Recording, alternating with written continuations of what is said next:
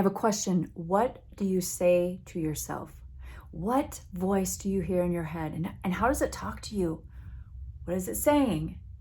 This is the topic of this video today, is our inner critic and how we can stop being so hard on ourselves. Stop being so hard on yourself. That is my message for you today. So let's break this down. Let's talk about it. Our inner critic is a very loud voice at times that can be so detrimental to our life in these ways. It can hold us back. It can tell us we're not good enough. All the things. Who am I to do this? Stop doing that. So having awareness of what your inner thoughts are is huge. That's the number one first step, is to realize, what are you saying to yourself? It's your inner critic. It's part of who we are. It's our ego. But you got to be aware of it, this voice, and this voice can be powerful. But what I encourage you to do is to create a relationship with your inner critic. Know that it's there. Know that it's kind of like the friend that's just the gossip queen, or she's the one that complains all the time, or she's negative. I want you to think of your inner critic as like that person. And you can create some healthy boundaries with that person, with your inner critic, right? So create a relationship that's different. Instead of letting your inner critic be the leader of the show, or the one driving the boat, driving the car, driving the bus, you can start creating boundaries and understanding when that inner critic comes up and just starts screaming at you, that there's ways that you can start to navigate and change that. The key is awareness. You've got to know and understand when it's happening. And then you can take and flip the script, flip it on its head. And if your inner critic's saying, you're not good enough, you can't do that, you always do this and never this, right? Always and never, all those words that come floating out. You can challenge your inner critic by saying, no, I believe I can, I know I can do this, right? And start flipping it on its head and start bringing in some different words. And now listen, if you've been on this hamster wheel for a long time of your inner critic being the leader, being the one that shows up most in your life, it's going to take some unraveling here, okay? And right away, you're not going to be like, I don't even really believe what I just said.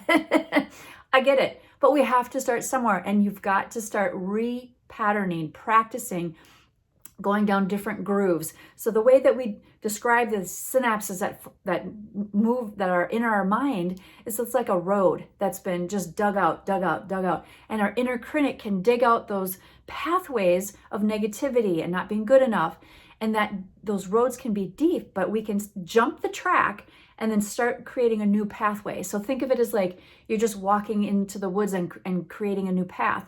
And the more you start walking in the woods on that path, the more that the path becomes a path that you can see, and then it becomes bigger and wider, and you can jump onto that track much easier. So this is where we've got to start repatterning, rethinking, and challenging our inner critic when it shows up. So I'm going to encourage you to do this, is to pay attention during your day when your inner critic shows up and starts screaming at you. Get out a piece of paper, write down, and then flip the script on it. And start to talk to yourself with new words, new language, and create a new pattern. So you're jumping out of that old path, that old road, and jumping and creating a new one. This is how we can start to begin to lessen the inner critic voice and expand our empowered voice, our champion voice, our essence, like our light, our soul and our spirit, and who we really are, speaks to us in the most loving, kind ways. That's what we're doing here. That's what we're bringing in those words of encouragement and love and acceptance, even when we make mistakes. And listen, that's how we learn. I'm totally going off on tangents here, but when we make mistakes, our inner critic tends to come and be like, see, I told you so, you're not, and we get down on ourselves. We get really, really down on ourselves. But if we understand that when we make mistakes, that's how we learn, that's how we grow, and how we handle that's growth too. If we can handle it and go, wow, I forgive myself for making this mistake, or I see I made this mistake, but it's a learning opportunity. It's a growth opportunity. That's where the magic is. That's the sauce. So awareness, change it, create new pathways. So love yourself up and allow your inner thoughts, the ones that are in your head, and even, of course, the ones that you speak out loud, change the words, because our words are so powerful. This is a game changer, y'all. When we can start to have a better relationship with our inner critic, and we really let our champion, our light, our soul come through and speak to us in loving, kind ways, your life will change.